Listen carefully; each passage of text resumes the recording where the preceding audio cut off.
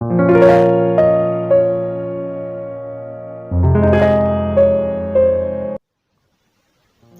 the name of the Father, and of the Son, and of the Holy Spirit. Amen. Dear brothers and sisters in Christ, I welcome you to Monday, the second week of Advent, Year B. And today we shall be reflecting on the theme, Save us, Lord, restore us to life again. Now I want you to imagine being in an airtight room with little or no means of escape. You can imagine how frightening it can be. And then suddenly someone comes to rescue us at the nick of time.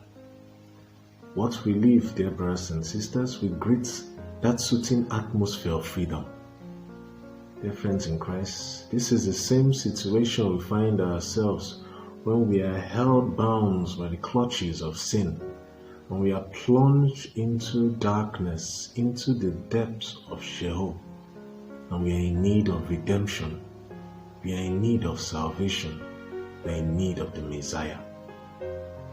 We continue our journey with the prophet Isaiah in today's first reading, and his consoling word to the people of Israel who have been wounded by the ravaging effects of being held captives in a foreign land, where oppression, hardship, and pain have given rise to great lamentation for redemption, for the coming of a Messiah who would save them from their brutal oppressors in Babylon.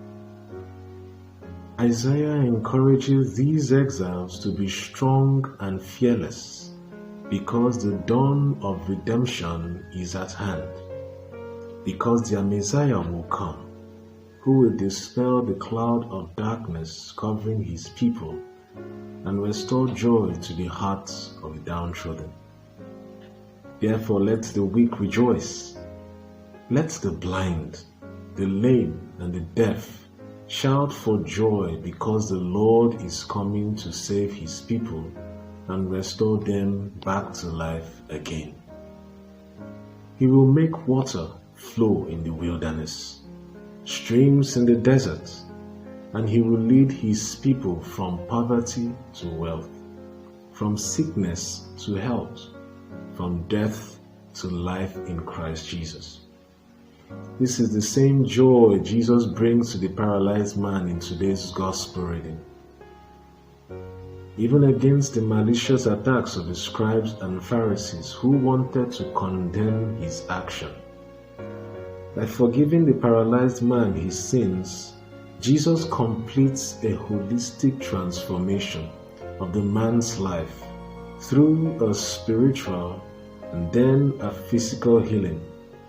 Thus, the paralytic was not only healed in body, but healed also in soul, and he went home fully restored to new life in Christ.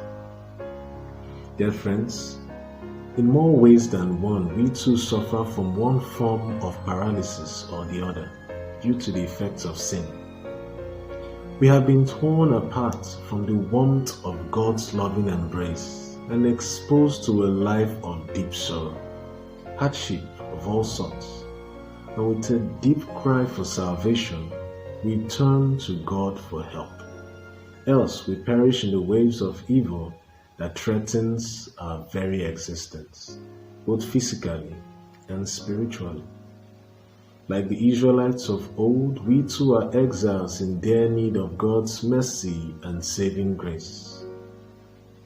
Our world today is ravaged by sicknesses of all sorts, most notably the coronavirus pandemic. There is violence all over the land and incessant killings, frivolous government policies that contravenes the principles of ethics, morality, as well as opposes human dignity and natural law. Not to mention the hardship of unemployment, insecurity, poverty, and even the many conscious attacks against the faith and doctrines of the Church, primacy of the Pope, by all those who are bent on creating a new world order and destroying the basic foundation of the Christian faith. We are deeply paralyzed and deeply in need of God's redemption. However, let us be consoled, dear brothers and sisters. Let us be consoled today, because none of these hardships and struggles escape the mind of God, who alone can save us. But He calls us to repent from our sins and call upon Him with faith. We must reflect on His promise in 2 Chronicles chapter 7 verse 14. If my people who are called by my name humble themselves, pray, seek my face, and turn from their wicked ways, then I will hear from heaven, and I will forgive their sins and heal their land. We pray that God will look upon us with His eyes of mercy and come quickly to our aid, even as we seek His face in truth and in spirit. Come, Lord Jesus. Amen.